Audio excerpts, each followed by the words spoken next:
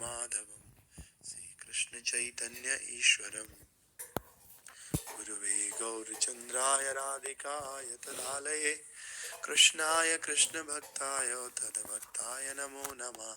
नमः ओं विष्णुपादाय कृष्ण पृष्ठाय भूतले श्रीमते भक्तिवेदांत स्वामिने इति नामिने।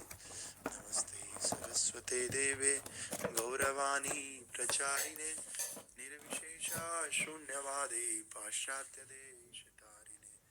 जय श्री कृष्ण चैतन्य प्रभु नित्यानंद श्री अद्वैत गदाधर शिवासादि गौर भक्तवृंद।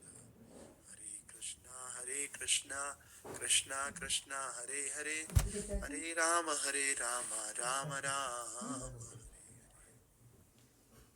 श्रील प्रभुपाद की जय। ग्रंथराज श्रीमद् भागवतम जय गौ प्रेमानंदे हरि हरि बोल। तो आज हमने श्रीमद् भागवतम पहला स्कंद 8वां अध्याय पूरी तरह से समाप्त कर लिया और अब हम 9वें चैप्टर पे पहुंचे। भागवतम का पहला स्कंद अध्याय संख्या 9।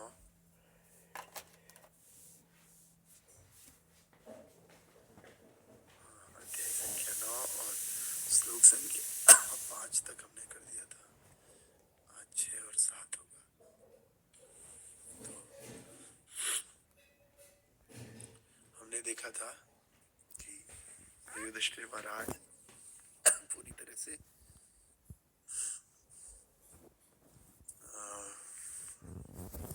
भीष्म देव को देखने के लिए वहां जाते हैं युद्ध भूमि में, जहां पर कि कौरवों और पांडवों का युद्ध हुआ था। युद्ध स्थल में जाते हैं और जाकर के सब लोग प्रणाम करते हैं और किस प्रकार से भगवान भक्तों की महिमा को स्थापित करना चाह रहे थे। तो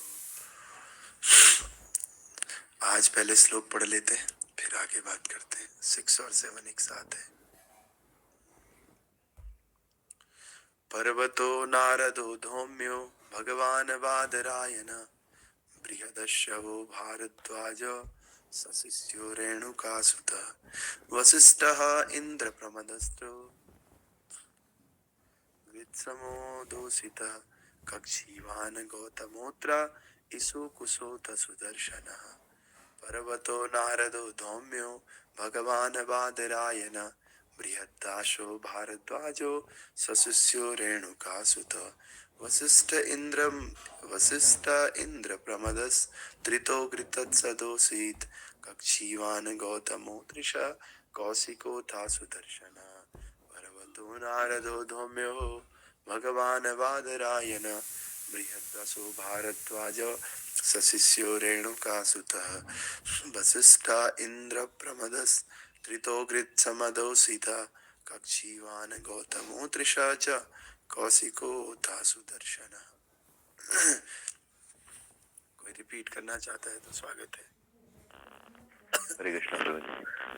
पर्वतो नारदो धौम्यो भगवान् बादरायण बृहदशो भारद्वाज सशिष्यो रेणुकाश्रुतः वसिष्ठो इंद्र प्रमदस्त्रितो गृहदसमदो स्थितः कक्षीवान् गौतमोऽस्त्रिशा कौथिकोऽस्थ सुदर्शनः। और कोई? हरे कृष्ण प्रभु। पर्वतो नारदो धौम्यो भगवान् बादरायण भ्रातृशो भरद्वाज शिष्यो रेणुकासुतो विशिष्ट इंद्र प्रमदस्त्रो घृतसमदो स्थिता कश्विन् गौतमो तृश्च कौशिकात् सुदर्शन। ओके। हरे कृष्ण प्रभु जी। पर्वतो नारदो धौम्य भगवान् बादरायण भृदस्व भारद्वाज शशिशो रेणुकासुतः वसिष्ठा इन्द्रप्रमदस्त्रितो घृतसमदस्थः कक्षीवान् गौतमोऽत्रिश्च तथा सुदर्शना। हरि बोल। और कोई? हरे कृष्ण प्रभु। पर्वतो नारदो धौम्यो भगवान् भद्रनारायणः बृहदश्वो बृहदवज्झा शस्यो रेणुकाशुधः वसिष्ठ इन्द्रप्रमादस्य पित्रो घृताश्मदो शितः कशिवान् गौतमो गृहस्य कौशिकोता शुद्राशृङ्गः। ओके।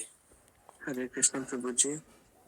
पर्वतो नरोधम्यो भगवान भद्रायण भद्रश्च भरद्वाज शशिर्षो रेणुकासुतः वसिष्ठ इंद्र ब्रह्मादिष्टो गीतसमदुषितः कक्षीवान् गौतमोऽस्त्रिश्च कौशिको दर्शन।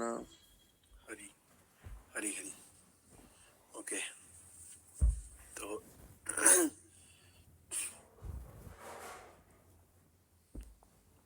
आज का श्लोक इस प्रकार से इसका ट्रांसलेशन है।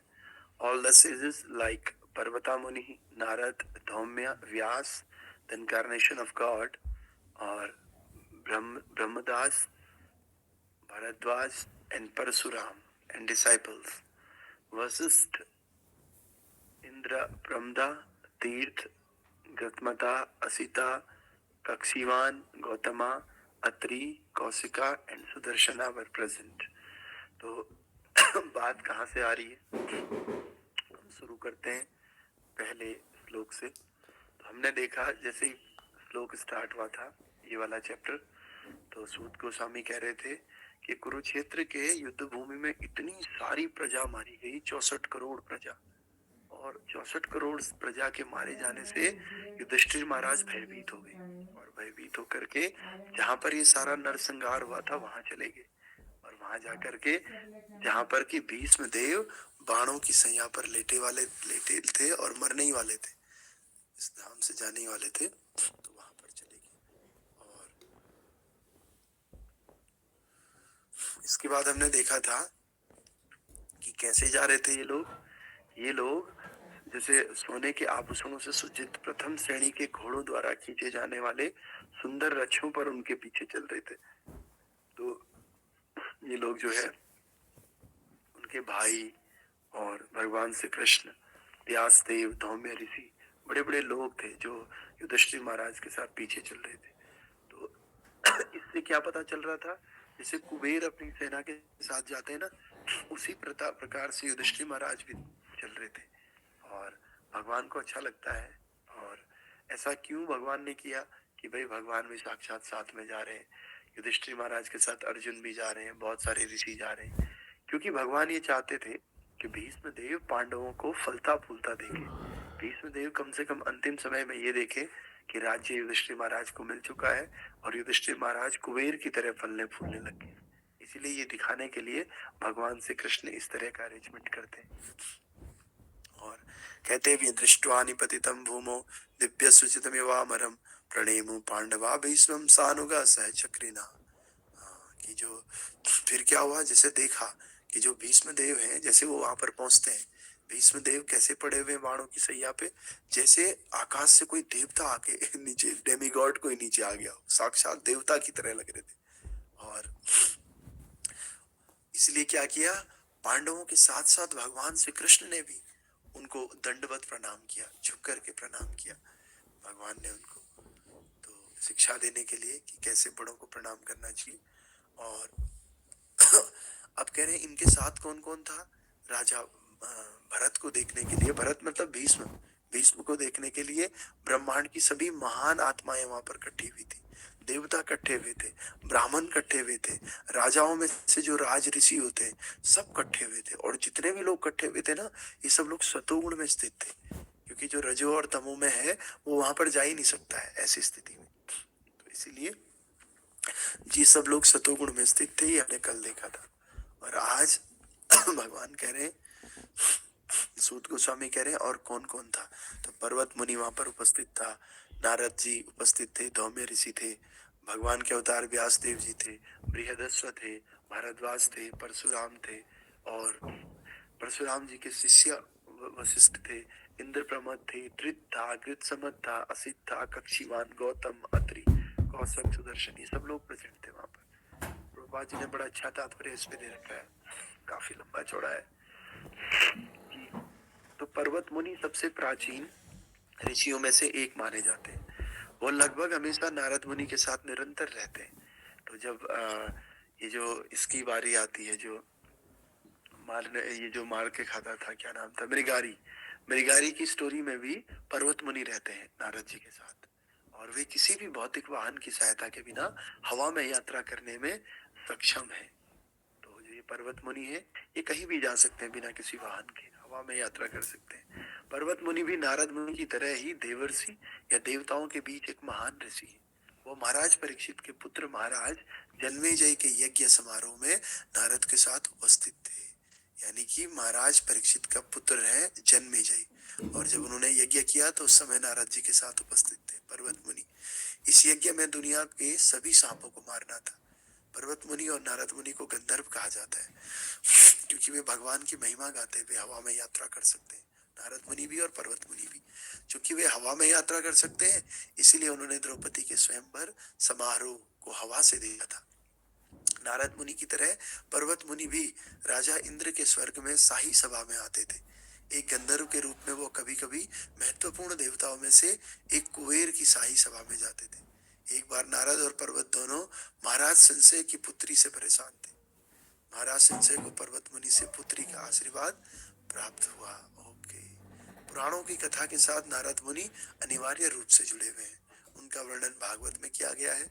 अपने पिछले जन्म में वे एक नौकरानी के बेटे थे, लेकिन शुद्ध भक्तों की अच्छी संगति से वो भक्ति में प्रबुद्ध हो गए, और अगले जन्म में वो केवल अपने ही बराबर एक पूर्ण व्यक्ति बन गए।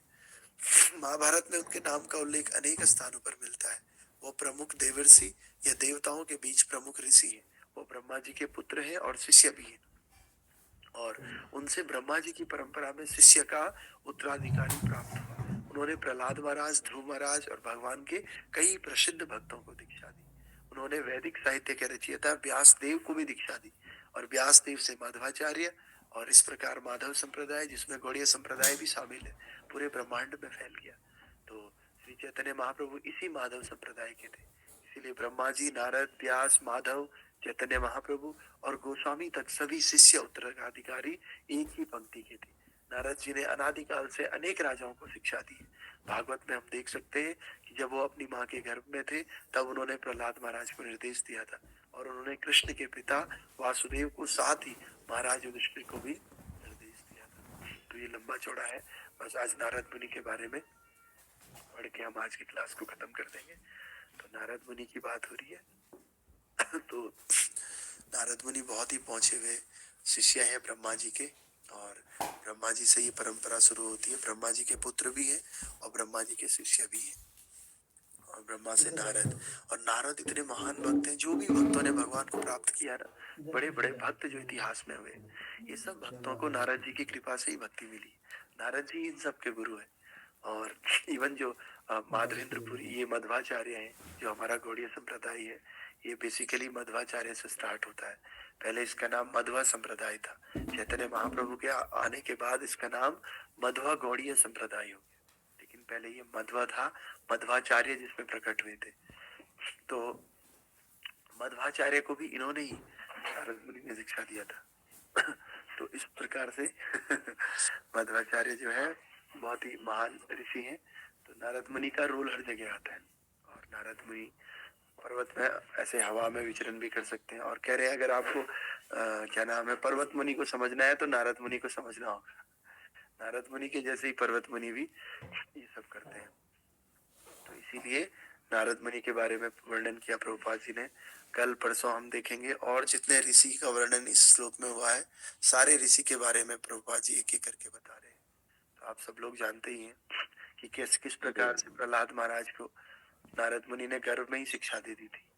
तो इतने महान नारद ऋषि हैं, तो वो भी वहां पर उपस्थित थे। तो आप सोचिए कितना इम्पोर्टेंट रहा होगा वो, और कितना ग्लोरीफाइंग रहा होगा जब युधिष्ठिर महाराज भगवान श्री कृष्ण के साथ, साक्षात कृष्ण भी वहां पर उपस्थित है, कितना इम्पोर्टेंट होगा। तो इस प्रकार से हम देखेंगे आगे, बहुत भी अच्छा लगेगा सुनने को। तो अभी 1-2 दिन ऐसे ही 6:45-7 बजे क्लास शुरू करेंगे। थोड़ी गर्मी और हो जाएगी तो 6:30 बजे शुरू करेंगे। ग्रंथरा श्रीमद् भागवतम की जय, श्रील प्रभुपाद की जय, निताई गौर प्रेमानंदे, हरि हरि बोल। तो आप लोग मंगल आरती कीजिए, नरसिंह आरती भी कीजिए, सब कुछ कर लीजिए। हरे कृष्णा।